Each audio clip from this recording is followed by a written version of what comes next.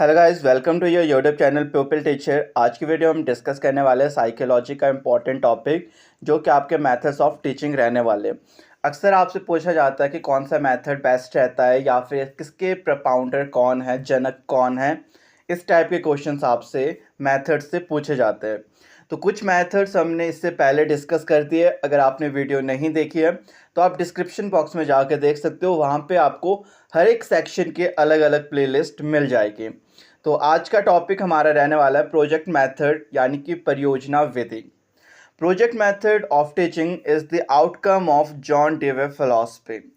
आपने ध्यान में क्या रखना, अक्सर यहाँ से क्वेश्चन पूछा जाता है जो प्रोजेक्ट मेथड है आखिर वो आउटकम किसकी फिलॉसफी का है। तो ध्यान में आपने बस रखना जॉन डेवे की फिलॉसफी का आउटकम है प्रोजेक्ट मेथड। आपके पास जो जॉन डेवे थे वो लर्निंग बाय डूइंग के प्रतिपादक माने जाते हैं।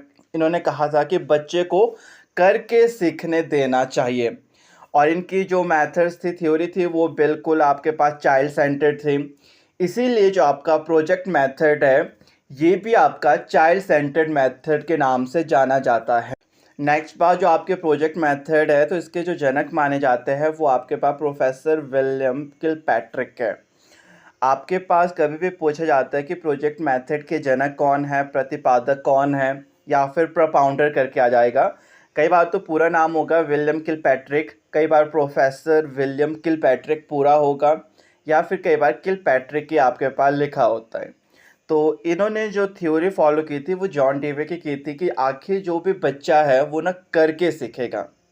किलपैट्रिक का मानना है कि आप जितने भी प्रोजेक्ट्स बच्चों को दोगे वो बच्चे खुद उसमें एक्टिविटी को चूज़ करेंगे, क्योंकि जो प्रोजेक्ट मेथड है आपका वो पूरा बेस्ड है एक्टिविटी के ऊपर, जिसके ऊपर बच्चा बिल्कुल फ्रीडम होके हर एक चीज़ को डिस्कस करके खुद से कार्य करेगा।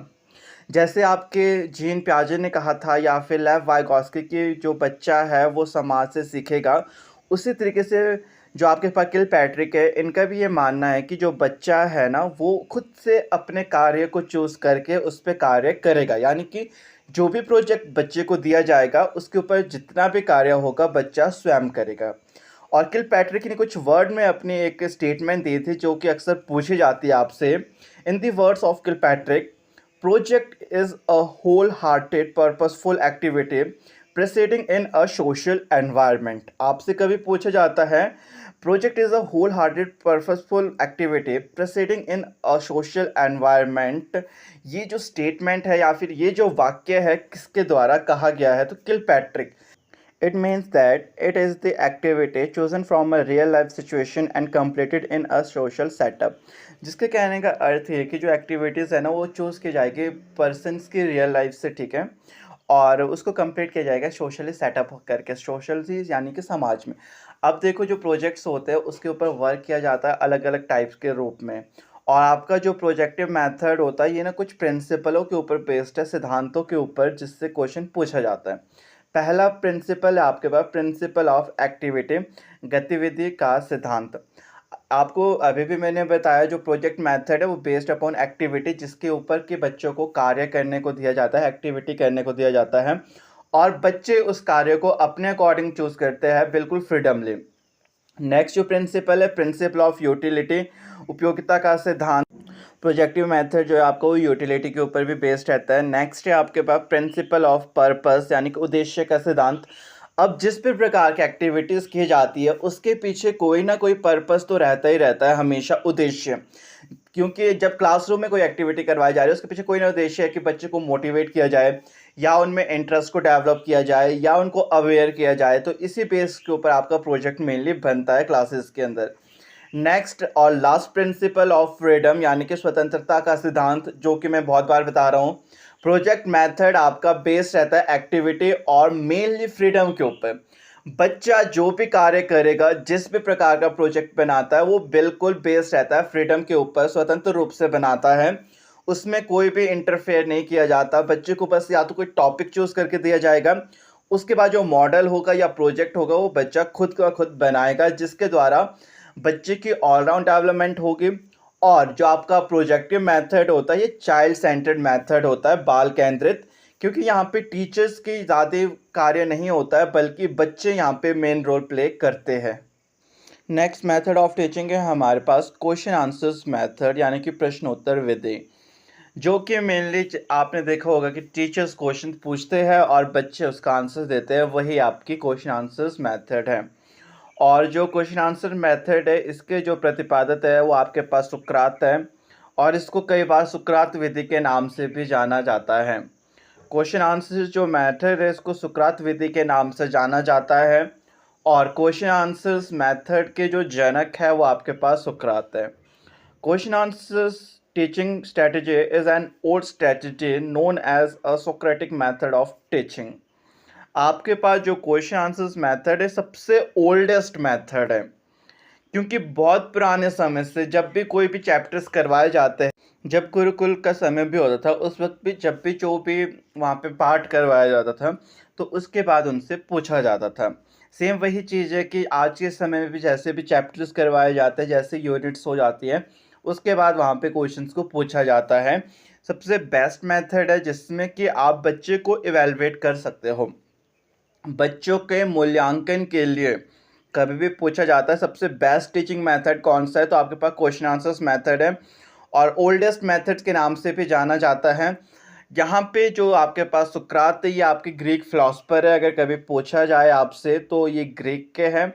और इम्पॉर्टेंट बात आपने यहाँ पे ध्यान में क्या रखना, जो क्वेश्चन आंसर्स मेथड है ये बच्चों को और टीचर्स दोनों के लिए उपयोगी रहता है, क्योंकि टीचर्स को इससे एसेस करके पता लग जाता है कि बच्चे को टॉपिक कितना कवर हो पाया, कितना समझ आया है। और दूसरी बात अगर स्टूडेंट्स की बात की जाए उनको भी ये हेल्प करता है कि आखिर उनको अभी तक कितनी अंडरस्टैंडिंग हुई है, कितनी क्लियरिटी हुई है। तो ध्यान में रखने एक तो यहाँ से पूछ जाता है कि सबसे बेस्ट टीचिंग मेथड कौन है जो कि इवैल्यूएशन के लिए हेल्पफुल है, तो आपका क्वेश्चन आंसर्स मेथड है। और दूसरा क्वेश्चन यहाँ से बनता है कि आपके पास ऐसा कौन सा मेथड है जो कि बोथ टीचर्स और स्टूडेंट के लिए उपयोगी है, तो वो आपके पास क्वेश्चन आंसर्स मेथड है। नेक्स्ट मेथड हमारा स्टार्ट होता है प्रॉब्लम सॉल्विंग मेथड। देखो जो आपका प्रॉब्लम सॉल्विंग मेथड है ये सबसे बेस्ट मेथड रहता है, क्योंकि इसमें समस्या का समाधान किया जाता है। इसको कुछ स्टेप्स होते हैं, जैसे कि सबसे पहला स्टेप आपके पास होता है डिफाइन द प्रॉब्लम। सबसे पहले जो समस्या है उसको यहाँ पे परिभाषित किया जाता है, डिफाइन किया जाता है आखिर किस प्रकार की समस्या है। उसके बाद ब्रेनस्टॉर्म सॉल्यूशन दिए जाते हैं। नेक्स्ट उसके बाद पिक अ सॉल्यूशन, जैसे ब्रेनस्टॉर्म सॉल्यूशंस दिए जाएंगे उसके बाद अलग अलग प्रकार के जो भी आपके सॉल्यूशंस उसको उठाया जाता है, जिसके थ्रू मान के चलो कोई समस्या है, हर एक व्यक्ति से उसके बारे में पूछा, 10 व्यक्ति से पूछा तो 10 व्यक्ति ने अलग अलग उसके सॉल्यूशन दिए।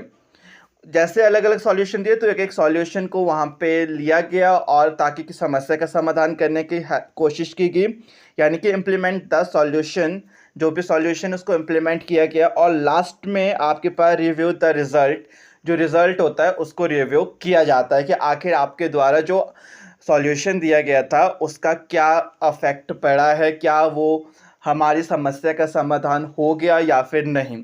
तो इसके स्टेप्स अक्सर कभी पूछे जाते हैं। पहले तो जो आपके पास प्रॉब्लम होती है उसको डिफाइन किया जाता है। नेक्स्ट आपके पास ब्रेनस्टॉर्म सॉल्यूशन दी जाती है। नेक्स्ट उसके बाद अलग अलग जो सॉल्यूशंस आई है उस सबको पिकअप किया जाता है।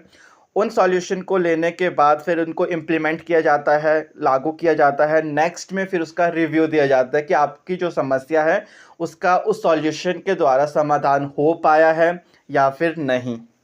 तो आज की क्लास में बस इतना ही। आई होप कि आज की वीडियो आप सबके लिए हेल्पफुल रही होगी। वीडियो अच्छी लगी तो वीडियो को लाइक शेयर कर देना, और चैनल पे रहे तो चैनल को भी सब्सक्राइब कर देना, क्योंकि इस चैनल पे आपको HP टेट की प्रेपरेशन करवा दी जाएगी। और अगर आपने किसी भी सेक्शन की और वीडियोस नहीं देखी है, या तो आप प्लेलिस्ट में जाके देखो या आप डिस्क्रिप्शन बॉक्स में देखोगे तो वहाँ पे आपको हर एक सेक्शन की अलग अलग प्लेलिस्ट मिल जाएगी।